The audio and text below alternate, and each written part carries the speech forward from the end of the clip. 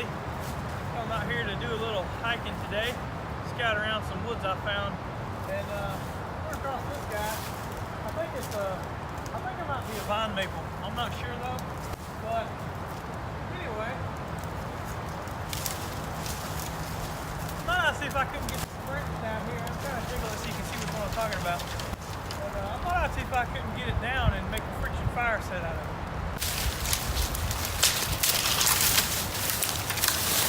So the first thing you notice is I pulled this thing out of the tree.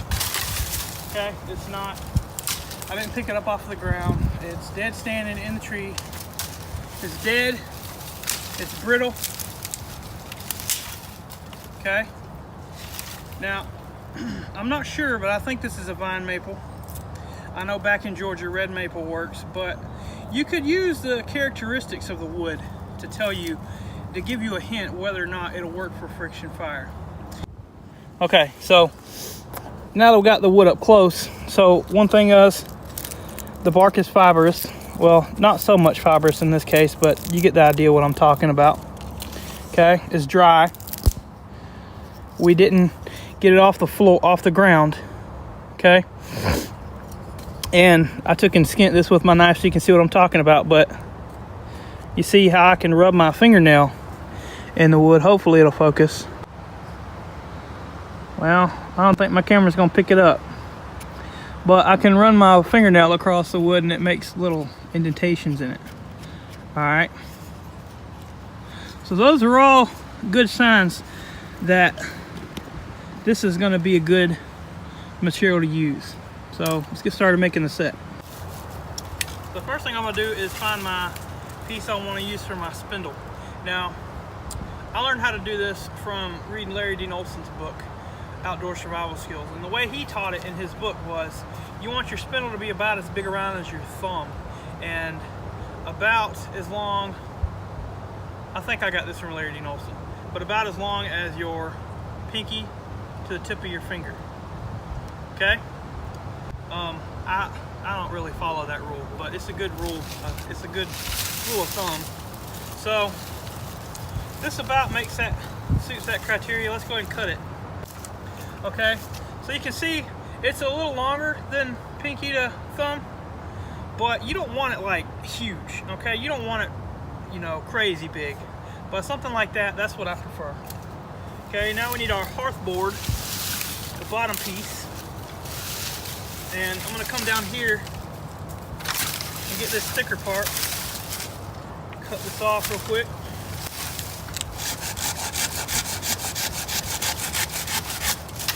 Okay. Cut this off just to give myself a room to work. Okay. Okay. Now, what I could have did was just use this piece. See how it's already split out? You already have a board here. Okay, but you don't always get that. I got lucky in this case, and all I could do is just get that off, clean it up a little bit, and this could be my fireboard. But that don't always happen, so I'm not going to do it. Now, you want to get this thing split out to about a ½ inch. So I'm just going to baton this in half, or try to if it don't split out on me again. Okay. So right now what I want to do is just get this thing down on this end to about a ½ inch. Okay, so that should do. Take my spindle, which one's straighter? They're both pretty crooked. I think this one's the best though. Shave the wood off, or the bark off. And it doesn't hurt if this thing isn't completely round. It actually helps it, because then there's corners and stuff for your cordage to snag on when you're spinning it. The round, if it gets too round, it wants to slip. So it's not hurting anything if I gnarl up the sides of this thing a little bit.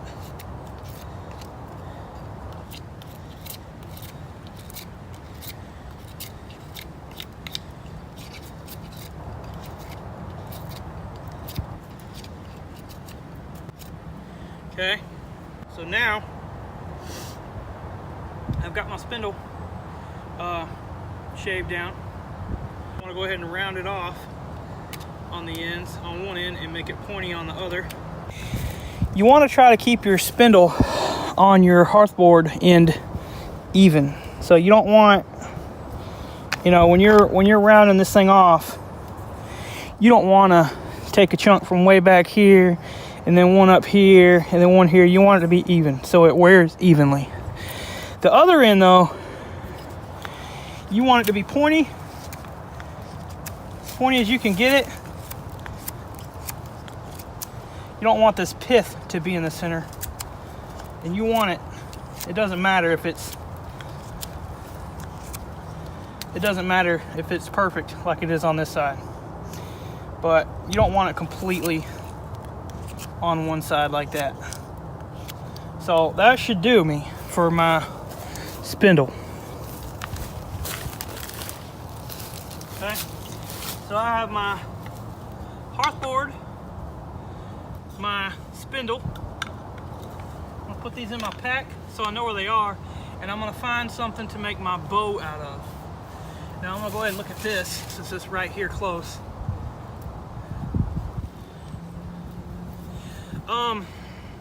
When you're making your bow, I don't like a real long one. I've seen people use real long ones, but I don't like one that's like crazy long. I like it to be about like this. A good rule of thumb is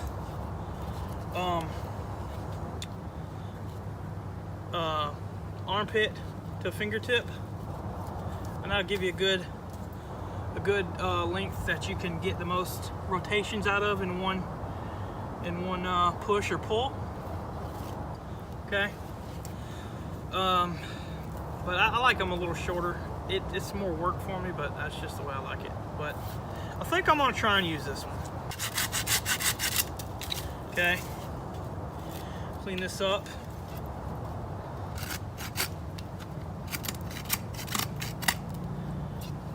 All right, this should do. Now you can make your bow springy. You can make it stiff. It depends, you know, on your level of experience, on the kind of string you're using. I'm going to be using some tarred catfish line. It really bites and it stretches a little bit, so it's not really a big deal if this is more stiff. But you don't want something that's like, you know, you don't want something that you can do this with, you know. Well, that's a bad example. You don't want something that you can do like that with, because it's not going to have the strength to hold on to your spindle and keep it from slipping.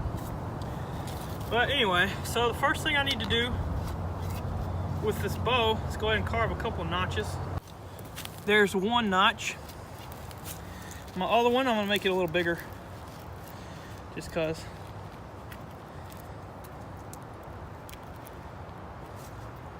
That should do it. Now, the really good way to do it is to find one with a fork on the end, because then you can just tie a loop on the end of your string, run the stick through it, run it over the loop, and then bring it back and tie it to your bow. But like I said, I didn't want to spend a whole bunch of time looking around for the perfect bow, so I'm going to try and make this one work. So take my materials and set them right here. Just tie this off. I don't know what this knot's called, but I use it a lot. But whatever knot will keep the string on there will work. So that should do. If I need to, I can come back and cut a little bit out of here to make it bend some if I have to, but I'm not going to if I don't have to. So now I'm going to cut my excess off. And that's pretty wasteful, but it'll be alright. So now I'm going to take my saw and I'm going to find a piece of green wood or something that's not as rock hard as this, and I'll be back. So I got my bearing block now. Now there's some fat ladder in the middle of this thing, and on my glasses. there's some fat lighter in the middle of this thing, and that's gonna help. So, trying to use this knife without hurting my hand no more. I should have brought my gloves, but oh well.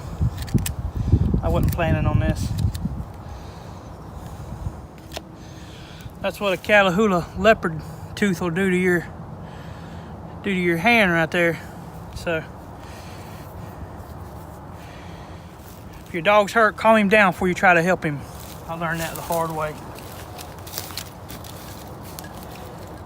Anyway, back to the subject at hand. I'll quit rambling now.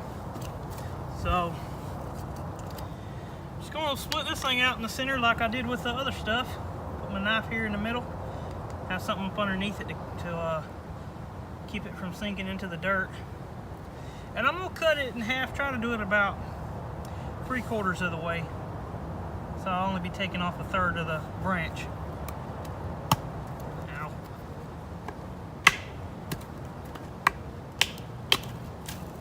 Okay, so yeah, that wasn't bad.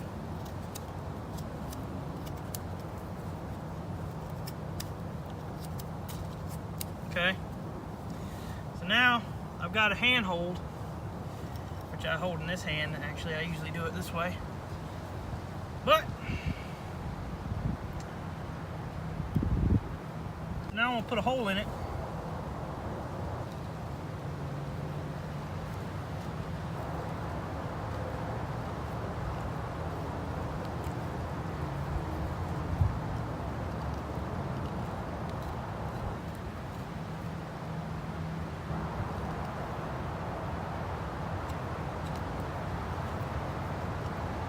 Take your time with it.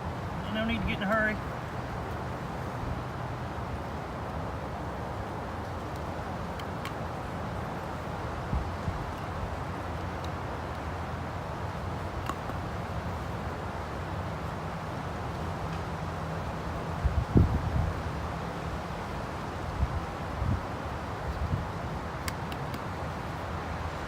Cleaned out.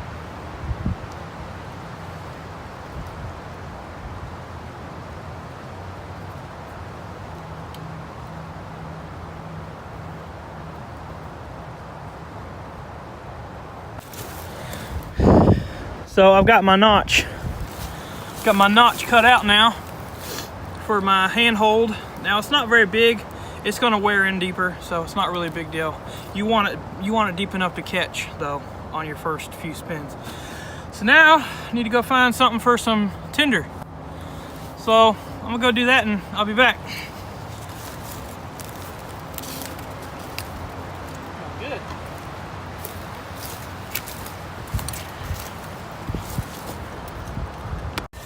Just came back to the road I was walking on. There's some broom sedge here, and broom sedge works, but you can't use the stalks. You have to separate it from the leaves. So you're looking for this stuff, right? Now when you're in the deep woods, sometimes it's hard to find this kind of stuff laying around, but you know, usually you can find some kind of bark, or if you know how to do it, you can make feather sticks, or you know, there's a whole bunch of stuff you can do. But for right now, I'm just going to focus on this because it's what I have. But get as much of it as I can. That was wet. Don't get no wet ones.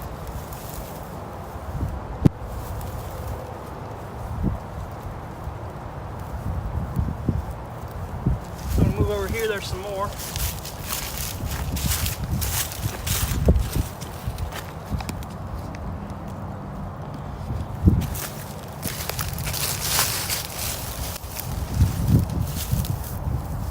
So you're just gonna walk around and get as much of this kind of stuff as you can. Whatever you use, it needs to be light and feathery. So I went around, couldn't find no more grass that was not wet. So I got some dead leaves. Same thing with the wood. When you're getting dead leaves, get them out of the trees. Don't get them off the ground, okay? Just crush them up. I've done this a few times, but it's been a few years, so I'm gonna cheat and use my hat. That's the good thing about having a wool hat. It's fireproof or fire resistant. So I'm actually just gonna use my hat as a bird's nest. And since I'm not sure if you can have fire here, when it's time to put it out, I'm just gonna do like that and smother it. So I need to figure out where I'm going to put my spindle.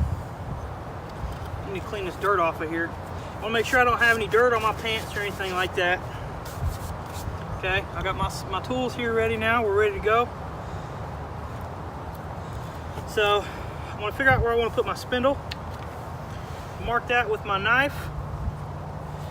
And do the same thing I did with my bearing block and just carve out a notch, except it doesn't have to be as deep this time, but you're not hurting anything if you make it a little deeper. So, just using the tip of my knife to shave out the wood. So that's the good thing about having this pointy, is now it's gonna burn its own hole out. Okay.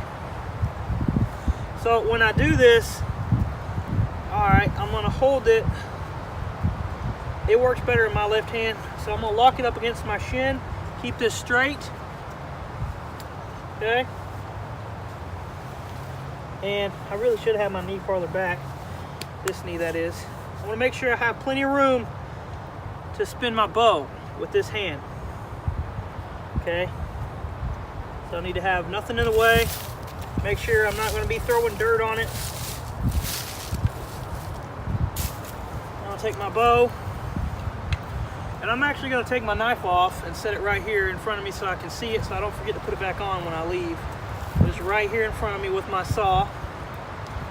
And now I wanna lock this spindle on my bow. Now you notice the spindle is on the outside, okay? You don't want it in here because then you're gonna be doing this. You're gonna wear your string out faster. So keep it on the outside. Take my bearing block. You need to lubricate this thing so you can crush up leaves or whatever, but I like to just spit in it. Wipe the excess off and start spinning. You don't want to put a whole lot of pressure at first. You're just burning out your hole. Keeping this locked against my knee and keeping it straight, as straight as I can. So we're already getting a little bit of smoke, but that don't mean nothing. Not yet, it don't. It's promising. We're gonna keep burning this until it's completely seated. Or until you do that. So now what happened there was I let off the pressure with this. As soon as I did, just like that, okay? I've never hurt myself like that, but I'm sure you could. And I'm not comfortable here, so I'm gonna move over a little bit, because you do need to be comfortable, because you could be here for a while doing this, especially if you're new at it. So, round two, or rusty like I am. I haven't really done this in a while. I haven't relied on this for fire in a while. Bearing block, spit in it, wipe the excess out, sling it out, ready to go.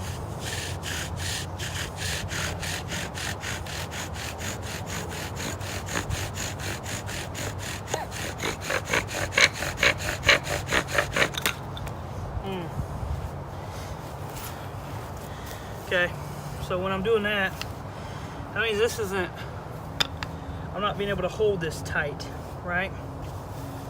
So I'm gonna trim it down a little bit as best I can with my injured hand here.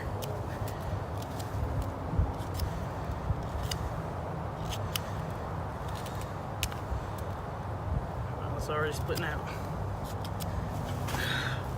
And when you're carving, make sure you have your elbows on your knees. That way, there's no way you can cut yourself. So I'm just gonna carve this down a little bit because I want this to be comfortable. And then I'm gonna try it again. So, ended up taking my saw and knocking an inch or so off of each end of this bearing block. Now it fits in my hand better, okay? Now, when I threw that spindle a while ago, that sucked, but I did get this burnt out. So now it's time to cut the notch. And it's kind of important that you do that right, or neatly as possible. And another thing I need to do is go ahead and fix my spindle. Get it nice and pointy again to cut down on that friction. Alright. I'm going to put this in my hat along with my bearing block. I'm going to get this camera readjusted and I'm going to show you cutting out the spindle. Now that I have you zoomed in close here, take my knife. Now, you don't want this notch to be too big, but you don't want it to be too small either. But the way I like to do it is, I like to do it a couple ways actually, but first thing I do is I kind of measure it with my knife. You don't want it to go all the way to the center, but you want it deep enough in there so if you start burning this spindle deeper into the hearthboard, the more you do that, the more it's going to slope right here, right? So it'll instead of being like this, it'll start getting like that. And the more you do that, after a while, you'll get to the point where you're not pushing any dust into this notch. So you don't want to do that. You want to have it deep enough, but not too deep. And my notches aren't always pretty, but they work. So, okay, so if you can see that, I've got two rough outlines, and then I'm gonna roll my knife edge over, and do the same thing with this one. So now I have my notch cut. I could keep doing it with my knife by just burying it in the wood and bury it in the one on the other side and pop it out. And I could do that until I get to where it needs to be as far as the depth, but I'm gonna cheat and use my multi-tool since I have it. So just gonna use the saw it out.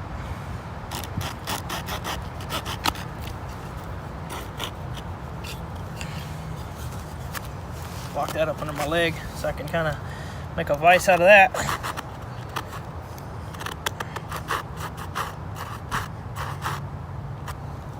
Do the same thing on this side.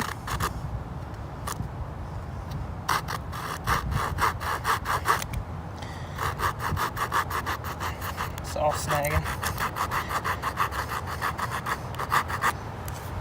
Okay, a little bit deeper.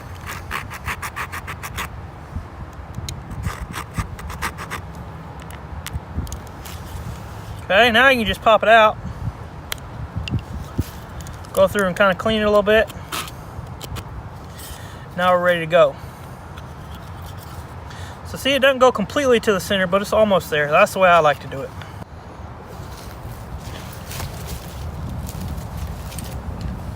Okay, so I just did all this, but my head wasn't in the shot. You could only see about from here down. So I'm just gonna start over. So to kind of get you up to speed, I actually did not get a fire the first time. The stuff I got was wet and I didn't realize it until it was too late. But then I did it again and I got a coal, or I got a fire. I got a coal and then I got a fire because those are not the same thing. Then it went out and I realized you couldn't see it. So went around looking to see what I could find. There's some dead logs over there. I don't know what it is, but I noticed this stuff sticking off the side of it. And these are the qualities we're looking for when you want to get some good tinder. So the way I like to get inner bark out of stuff is just break it, pull it off,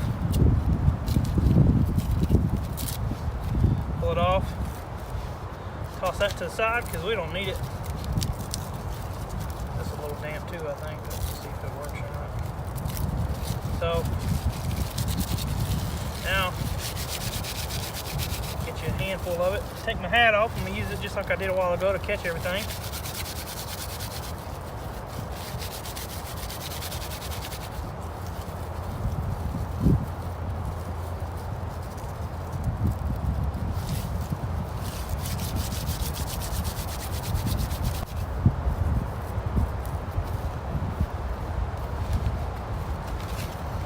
So, same thing, break it.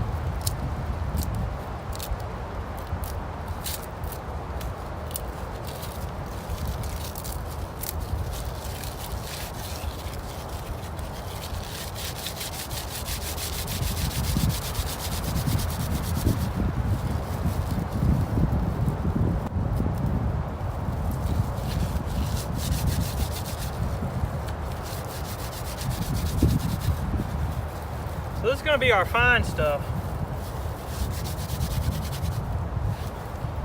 It's really important that you pay a lot of attention to how you do your tinder, because this is what's going to give you your fire. So I'm going to call that good.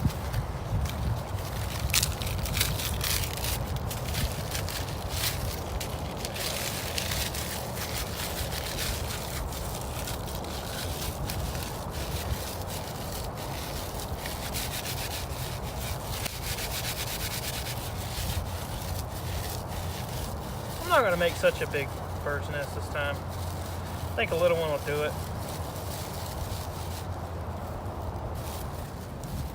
But anyway, what you want is really fine in the middle, kind of fine outside of that. You want it to get more and more coarse as you get out further out, okay?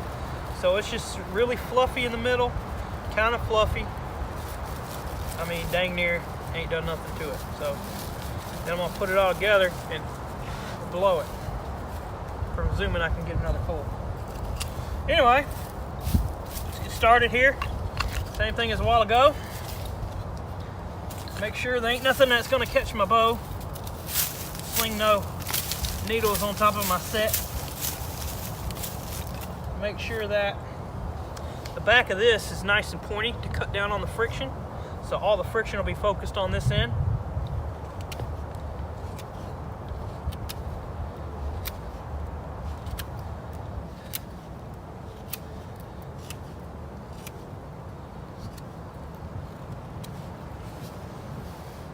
Okay. Now, if I'm lucky, I got one more coal on this divot and I won't have to carve another one, but we'll see. So, spit in my handhold to give it some lubrication. You don't want to put water in there. Water will just make it get gummy. It'll make it stick. Gummy. What? All right. So once again, my spindle is on the outside of the string. Okay. You get your toe as close to it as you can without touching it. I lock my wrist against my shin, my hand against my shin. Start spinning. Slow at first. You ain't trying to rush it. Already smoking. We're still not rushing it yet.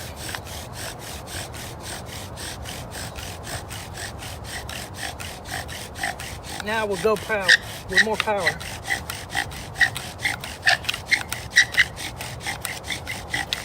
Now you want to stop when it smokes on its own. It's smoking on its own.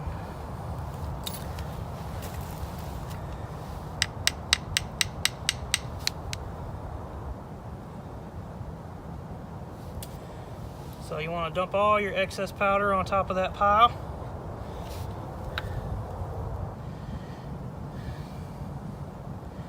Sometimes I like to kind of smash it together just so it'll be nice and coagulated. Is that the right word for that? Nice and stuck together when I dump it in my tinder pile.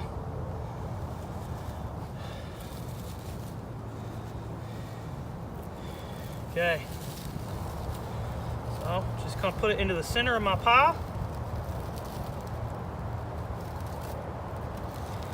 Close it up and blow.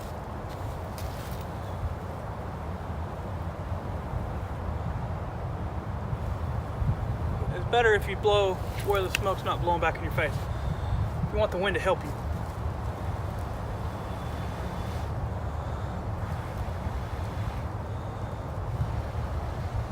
You can do it this way, but sometimes I like to just do it like this, because you can actually blow your coal and make it burn a hole through your tinder. Doing it this way kind of keeps it even. About to burn. There you go. So that's how you do it. Now, it's not always going to be this easy, especially if you're new. I don't know if I said that already, but don't get discouraged. You're going to get some blisters. You're going to get some sore arms. And it's going to take you a while. It took me like 2 years to learn to do this. But now I can come out in the woods, find a piece of wood, and I have a fire going. But it depends a lot on what's going on. If it's rainy, if it's wet, you have to be more selective. You can do some things to get a coal with damp wood, but your tinder is what's gonna make or break it. So anyway, to my uncle, I hope that helped you, and to everybody else. Yeah, appreciate you watching. Have a good one.